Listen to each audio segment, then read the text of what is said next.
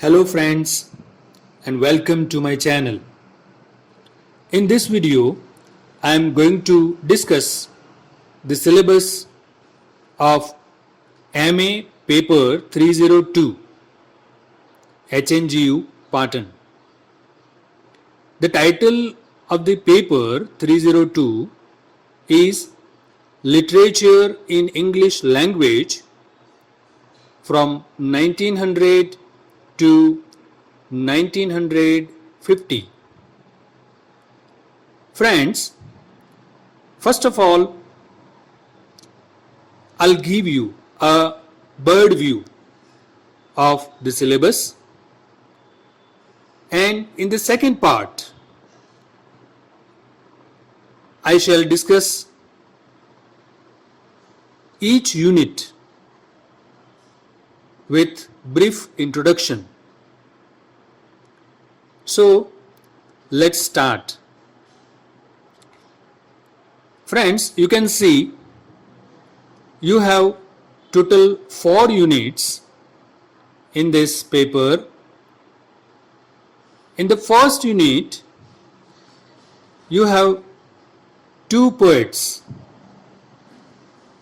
W.B. Yeats and W.H. Auden. There are 3 poems written by William Butler Yeats and other 3 poems written by W.H. Auden. The poems written by W.B. Yeats are Among School Children. The second poem is Sailing to Byzantium, and the third one is The Second Coming. Now the poems written by W.H. Auden, which are in your syllabus in Unit 1, they are The Shield of Achilles, In Memory of W.B. Yeats, and the third poem is September 1, 1939. In the second unit, friends, you are going to study 2 fiction, I mean to say 2 novels. One is from Graham Greene and the other is from George Orwell. Graham Greene's The Power and the Glory, and the second novel is 1984, written by George Orwell. These 2 novels are very interesting. Now in the third unit, friends, you are going to study 2 plays. First is Waiting for Godot, written by Samuel Beckett, and the second play Man and Superman, written by George Bernard Shaw. These are also interesting plays. Now in the fourth unit there are 2 prose. First is from Sigmund Freud and the title is Civilization and its Discontents. Here you have to study the first and the second chapter of this prose, Civilization and its Discontents. Another non-fiction prose is from Virginia Woolf. The title is A Room of One's Own. Now these 2 prose will give you critical insight. So these are very interesting. Now let's have a brief introduction of each piece of literature. Let us start from Unit 1. As you know, in Unit 1, you have to study poems. First poet is W.B. Yeats. Full name is William Butler Yeats. Okay, so there are 3 poems written by W.B. Yeats which are there in your syllabus. These 3 poems are very popular and very good pieces of literature. Friends, now let us have a brief introduction of William Butler Yeats. W.B. Yeats was born in 1865 and died in 1939. He was Irish poet, dramatist and prose writer. He is considered as one of the greatest English language poets of the 20th century. W.B. Yeats received the Nobel Prize for Literature in 1923.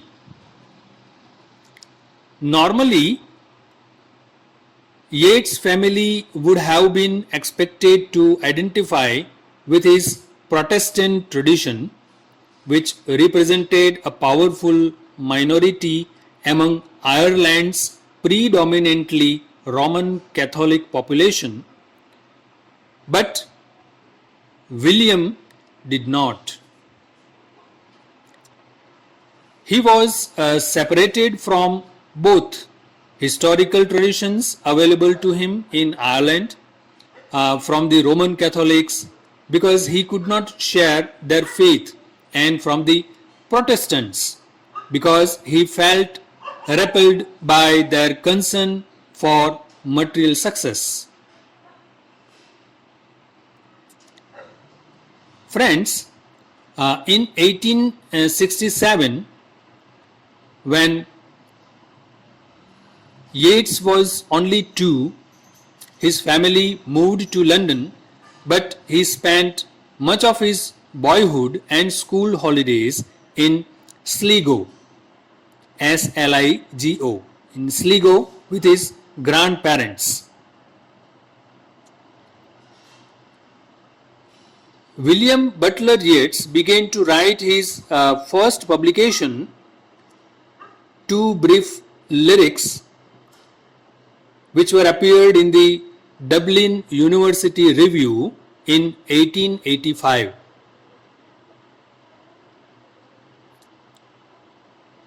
Here, William was already a proud young man, and his pride required him to rely on his own taste and his sense of artistic style.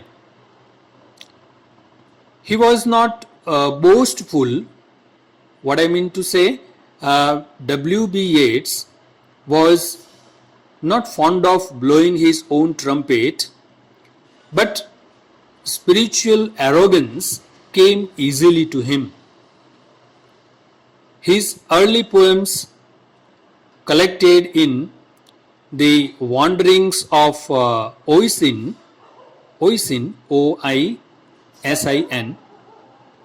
I repeat, his early poems, which were collected in the Wanderings of Oisin and other poems, which was published in 1889, these early poems of W.B. Yeats are the work of an aesthete, often beautiful, but always, rare-filled, a soul's cry for release from circumstance. In other words, we can say that these poems are talking about spirituality, freedom of a soul, S-O-U-L, okay, and the journey of soul, and a soul's cry for release from circumstance. Now, friends, let's talk about W.B. Yeats' three poems which are here, Among School Children, Sailing to Byzantium, and The Second Coming. Now, see this poem, Among School Children. This poem was composed after W.B. Yeats' visit to a convent school in Waterford, Ireland in 1926. This poem, Among School Children, moves from a direct consideration of the children to Yeats' early love, Maud Gonne. I here spell the name beloved of W.B. Yeats, Maud Gonne, M-A-U-D-E, Gonne, G-O-N-N-E. So here, this poem moves from a direct consideration of the children to the beloved of W.B. Yeats, namely Maud Gonne, and then to a passionate philosophical conclusion in which all of William's Platonic thinking blends into an exalted hymn of raise to the glory and the puzzle of human existence. This is very interesting poem. Now, his second poem, Sailing to Byzantium. This is very popular poem, and this poem is essentially about the difficulty of keeping one's soul alive in a fragile, failing human body. The speaker of the poem is an old man, and this speaker leaves behind the country of the young for a visionary quest to Byzantium. This name Byzantium is the name of the ancient city that was a major seat of early Christianity, and there William hopes to learn how to move past his mortality and become something more like an immortal work of art. This is very beautiful poem. You will enjoy it. Now the third poem, which is very popular and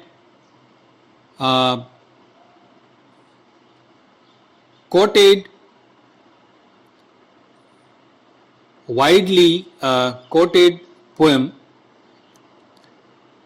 namely The Second Coming. This poem is W.B. Yeats' most famous poems. The poem Second Coming was written in 1919, soon after the end of World War I. You know, students, the First World War was fought between 1914 to 1918, and soon after the end of the First World War, this poem was written by W.B. Yeats. Friends, this poem describes a deeply mysterious and powerful alternative to the Christian idea of the second coming. Now, what is this second coming? See, Jesus prophesied return to the earth as a savior announcing the kingdom of heaven. Okay, so this is the Christian idea of the second coming. Jesus Christ's prophesied return. It is a prophet. It was a prophecy that Jesus Christ would return to the earth as a savior announcing the kingdom of heaven. He would announce the kingdom of heaven, and he would come the second time on this planet. The poem's first stanza describes a world of chaos, confusion, and pain. The second stanza is a little bit longer,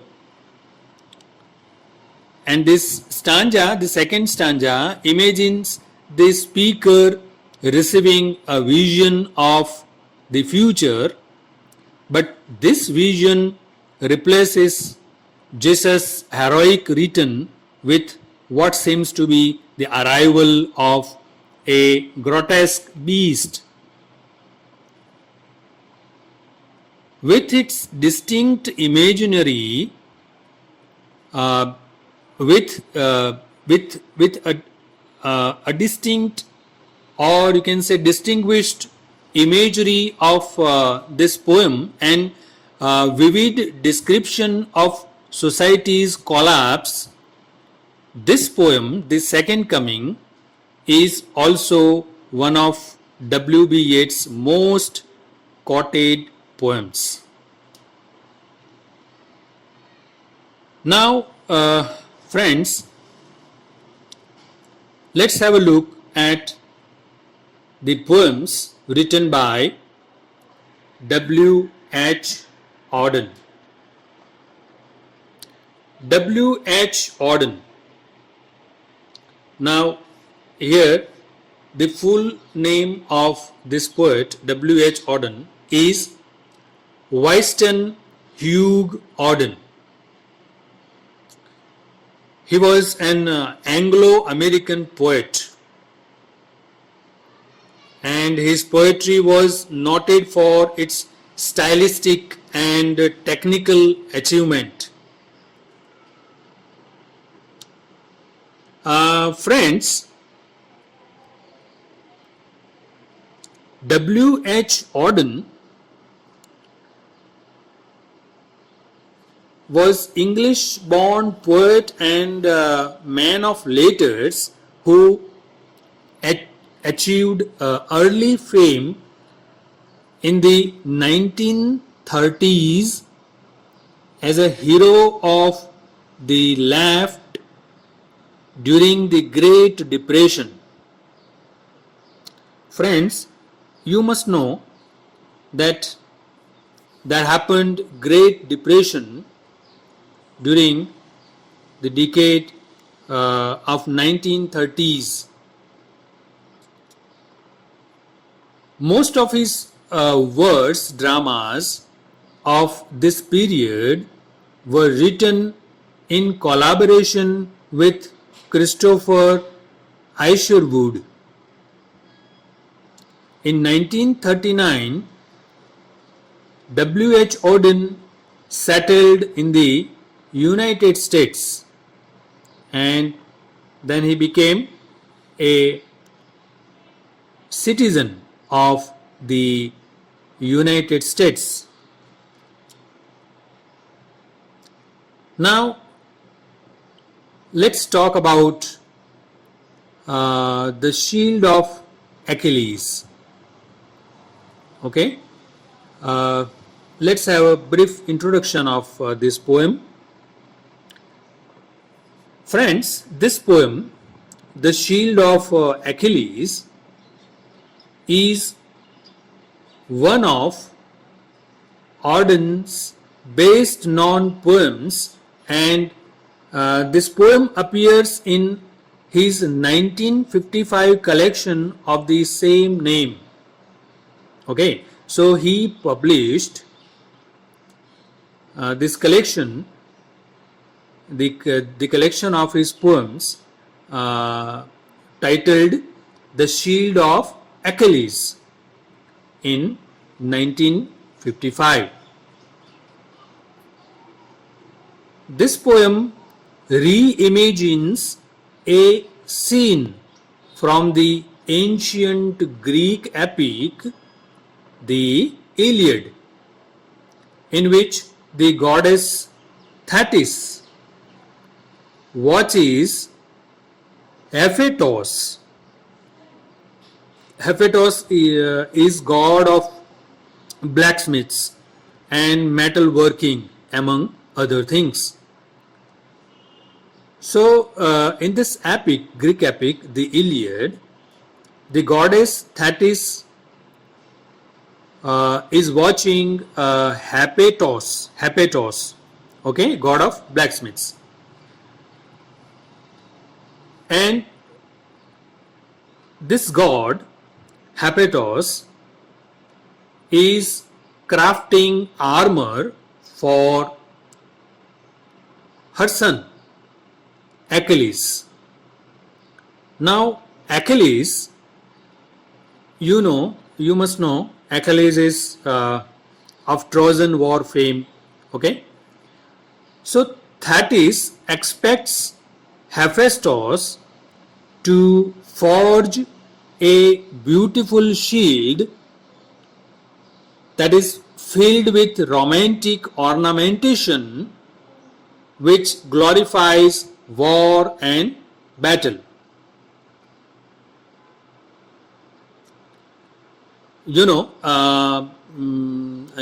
Ornamentation that glorifies war and battle. Okay, ornamentation over the shield and over the weapons. Okay, so as is the case in the original myth. Now, friends, in this poem, however, Thetis finds only images of bleak desolation and horror upon the shield. Now, written in the decade after World War II, the poem contains references to the events and technologies of 20th century, conflicts, and explores the relationship between war and modern society. I repeat, this poem was written, in the decade after Second World War, and this poem contains references to the events and technologies of 20th century conflicts. Okay, and this poem explores the relationship between war and modern society. The collection in which this poem was published earned Auden a National Book Award.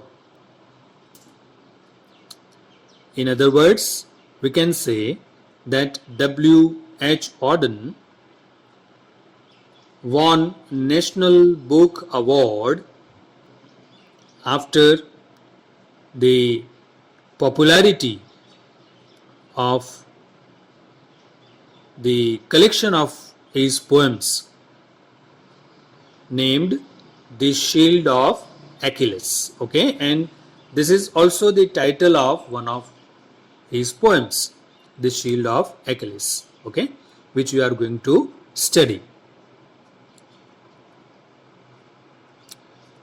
Now let's talk about his second poem, In Memory of W.B.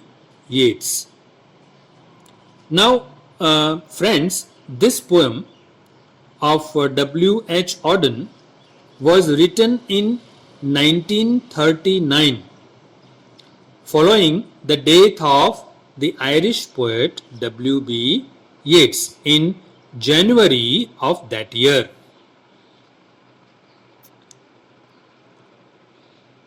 We can see the title of the poem. Okay, so in memory of W.B. Yeats, that means it is definitely elegy. Okay, written over the death of W.B. Yeats. So this poem was written in 1939. Okay, after the death of the Irish poet W.B. Yeats. Now, this poem, being an elegy for the dead poet, this poem is also a meditation on the role and place of poetry in the modern world. Meditation like what is poetry for? Can it make anything happen? Should it make anything happen? Okay. This poem is in 3 parts, each of which has its own form and style.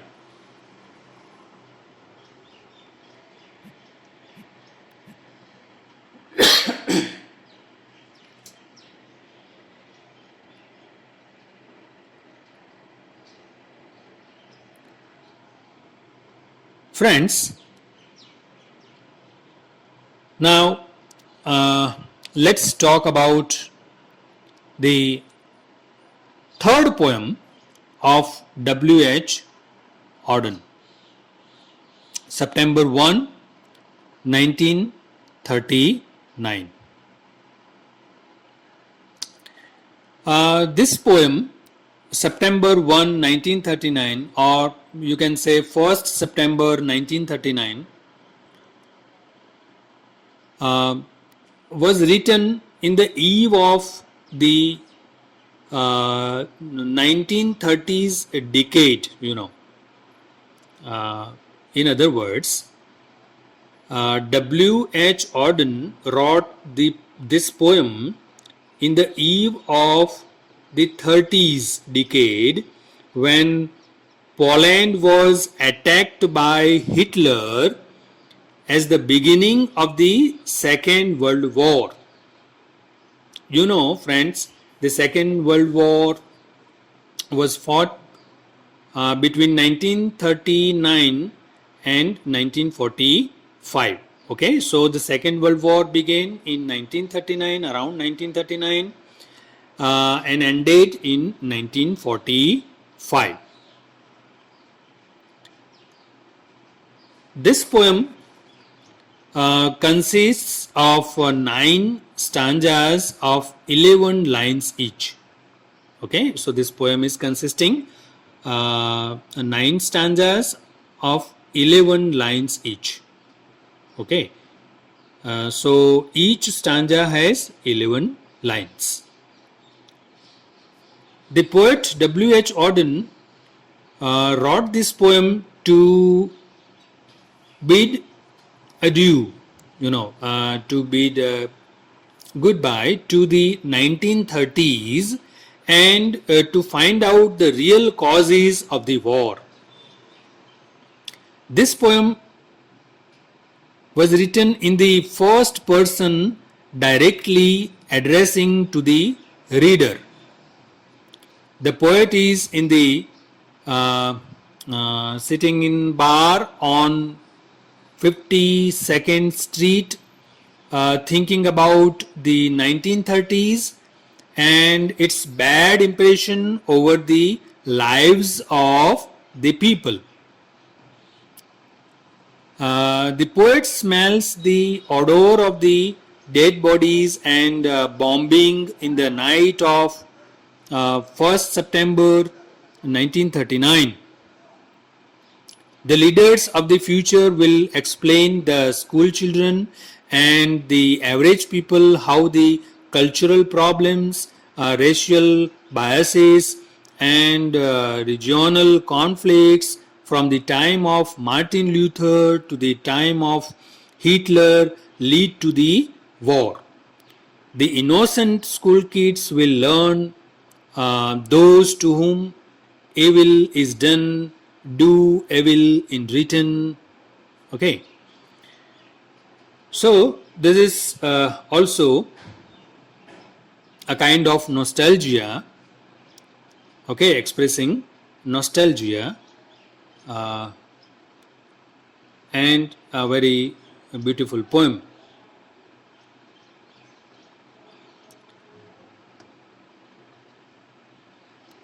Now, friends, let's move to the second unit.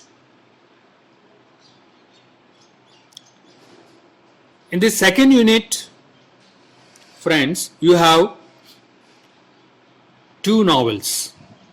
First is Graham Greene's The Power and the Glory, and the second is 1984, written by George Orwell.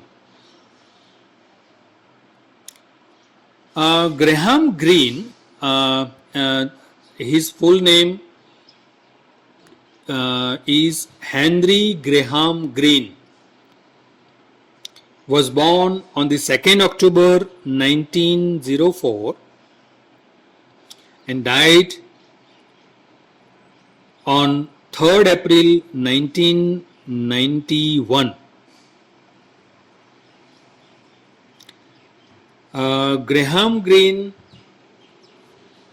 was English novelist, short story writer, playwright and journalist. His novels treat life's moral ambiguities in the context of contemporary political settings. Now let's have a brief introduction of his novel The Power and the Glory. This novel, The Power and the Glory, was published in 1940. Okay, so this is a 1940 novel by British author Graham Greene. Friends, the title is an allusion to the doxology. Doxology, D-O-X-O-L-O-G-Y. Doxology is a short hymn of praises to God in various forms of Christian worship. Okay, so this is often recited at the end of the Lord's Prayer. I just give you a glimpse. For thine is the kingdom, the power and the glory forever and ever. Amen. Okay, so this is the line of the prayer. This novel was initially published in the United States under the title The Labyrinthine Ways. Okay, so this is very important point, that this novel, The Power and the Glory, was initially published in America, means in the United States, under the title The Labyrinthine Ways.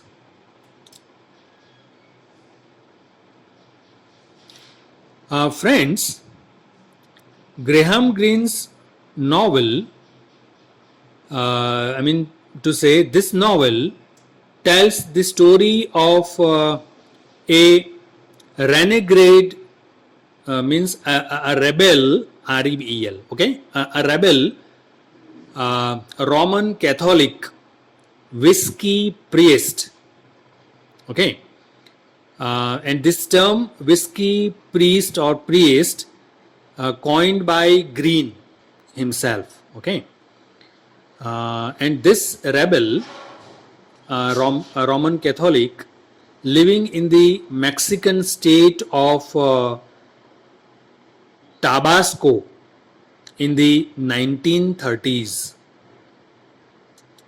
and this decade, 1930s, is the time when the Mexican government was attempting to suppress the Catholic Church. That suppression had resulted in the Cristero War, which was fought between 1927 and 1929. Now, this war so named for its Catholic combatants slogan. Okay.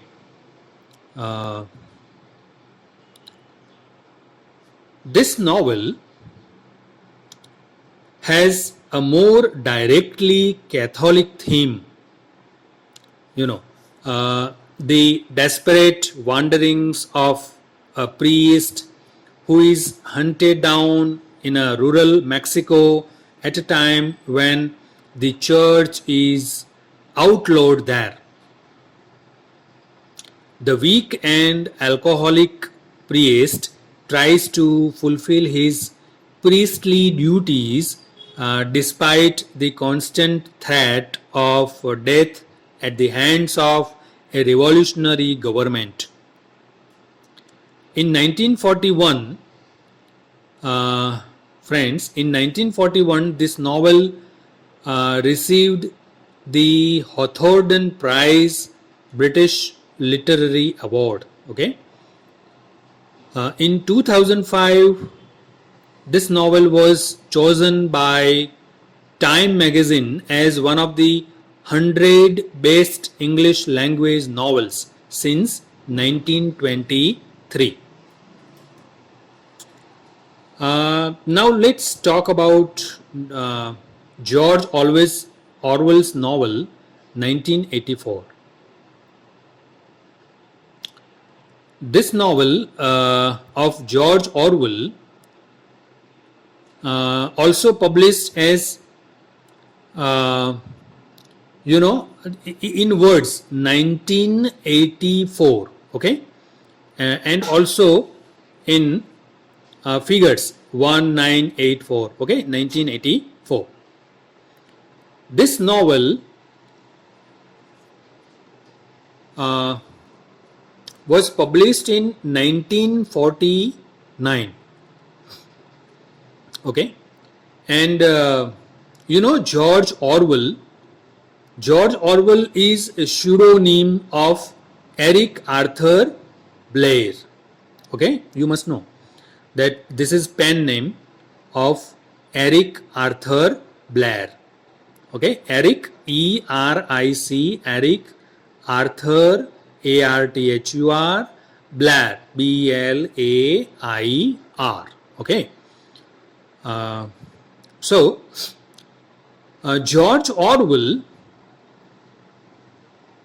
was born on 25th June 1903 and died in January 1950.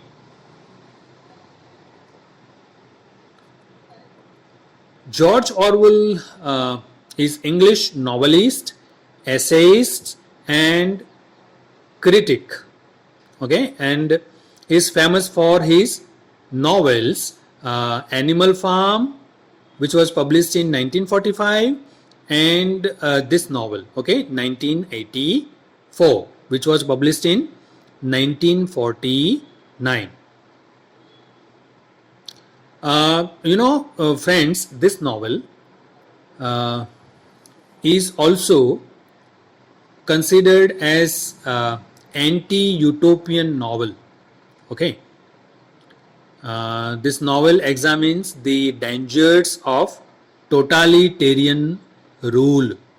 Okay, so this novel is a warning against totalitarianism. Okay, totalitarianism is a form of government that theoretically permits no individual freedom and that seeks to subordinate all aspects of individual life to the authority of the state.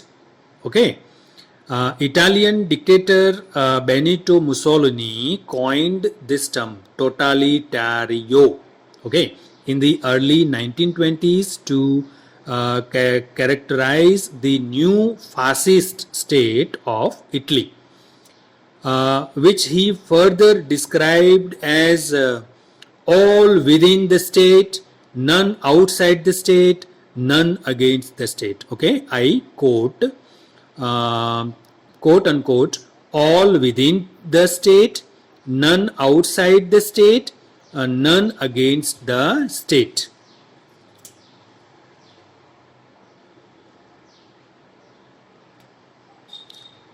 Now, friends, Dystopia made a deep impression on readers, and his ideas entered mainstream culture in a way achieved by very few books.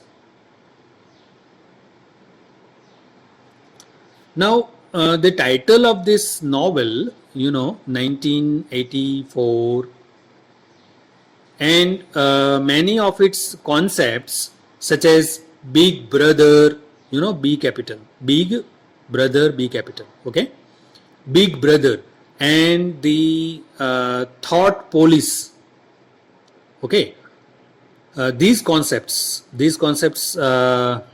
Big Brother and Thought Police, are instantly recognized and understood, often as bywords, for modern social and political abuses.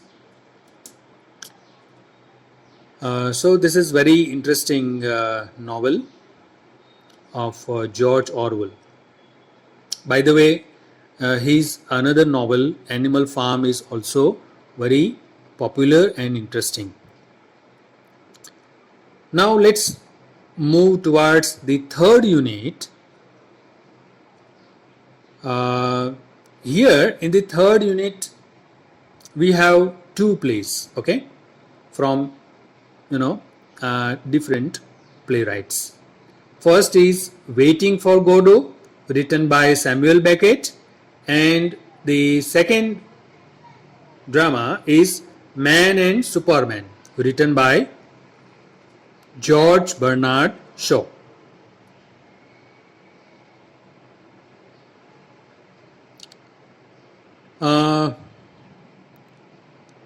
This play, Waiting for Godot,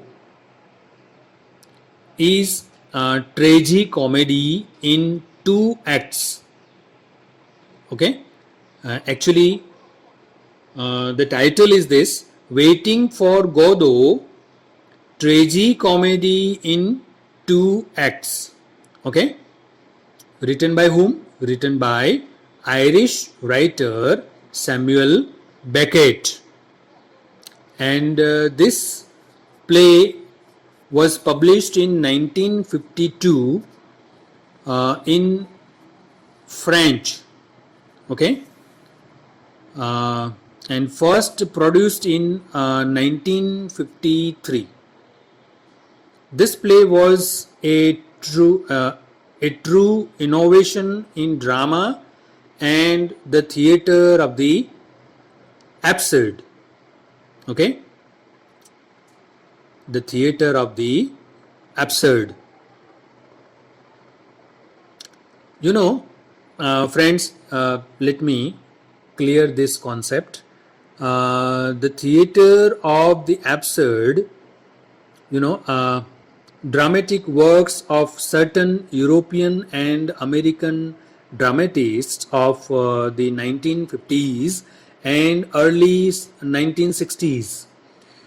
And these playwrights agreed with the existentialist philosopher Albert Camus' assessment in his essay The Myth of Sisyphus. Okay, the essay written by Albert Camus, the title of that essay is The Myth of Sisyphus.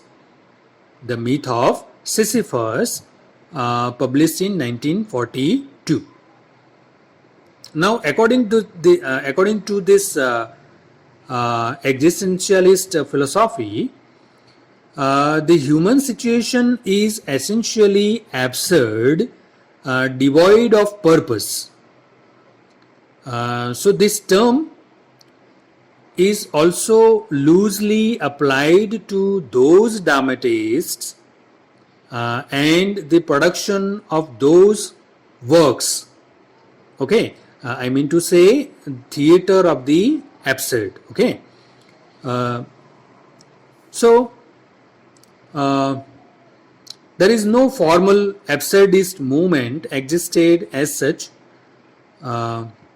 These dramatists, as diverse as Samuel Beckett, Eugene Ionesco, Jean Genet, Arthur Adamou, Harold Pinter, and a few others. Okay, they shared a pessimistic vision of humanity, struggling vainly to find a purpose and to control its fate. Okay, humankind in this view is left feeling hopeless, bewildered and anxious. Okay, this is a very interesting play. Okay, Waiting for Godot. So this is a kind of absurd play. Now the second play from this unit 3, is Man and Superman, written by G.B. Shaw, George Bernard Shaw.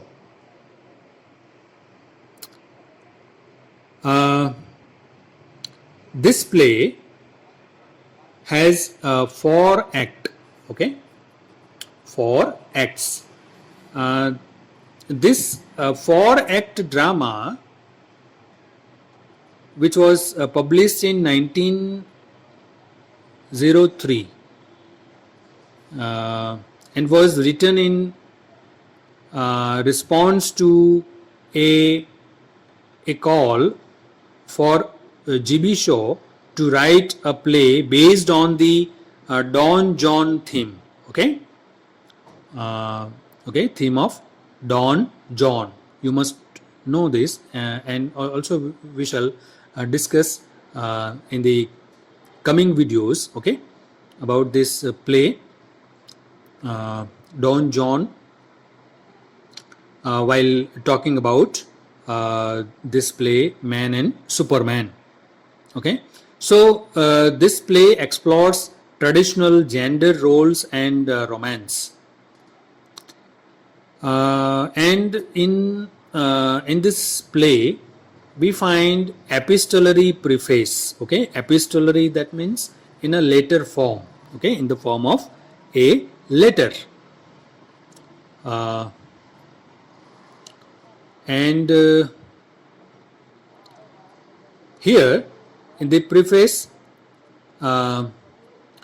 G.B. Shaw writes a letter to Arthur Bingham Walkley. Okay, his friend and a theatre critic for the Times. And this man had inspired the play by asking G.B. Shaw why he had never written a play based on Don John. Okay, and Don John, you know, the legendary fictional Spanish Lothario, okay, or you can say character. This presented a particular challenge for G.B. Shaw. Okay. Now, we'll discuss this play in detail in another video. Okay. Now, let's move towards Unit 4. Unit 4 has two non-fiction prose. Civilization and its Discontents, written by Sigmund Freud, and A Room of One's Own, written by Virginia Woolf. Now, let's have a brief introduction of these two treatises. See, the first one is Civilization and its Discontents. This is a book of Sigmund Freud, you know, the founder of psychoanalysis. Okay, and this book, Civilization and its Discontents, was written in 1929 and first published in German in 1930, having you know, in German means in German language. Here this book explores what Freud sees as the important clash between the desire for individuality and the expectations of society. This book is considered as one of Sigmund Freud's most important and widely read works, and one of the most influential and studied books in the field of modern psychology. And the second essay, I mean to say, this is essay A Room of One's Own, okay, written by Virginia Woolf. This is an extended essay by Virginia Woolf, first published in September 1929. The work is based on two lectures which Virginia Woolf delivered in October 1928 at Newnham College and Girton College. These are women's constituent colleges at the University of Cambridge. Friends, this essay is having, you know, this is considered as an important feminist text. Okay, this is noted in its argument for both a literal and figurative space for women's writers within a literary tradition dominated by man. Okay, and the title of the essay comes from Virginia Woolf's conception that, I quote, a woman must have money and a room of her own if she is to write fiction, unquote. Okay. So this work was based on 2 lectures, okay, given by the author Virginia Woolf in 1928. Okay, so this is very important point. And these lectures are delivered by Virginia Woolf at which college? At Newnham College and Girton College. Okay, at Cambridge University.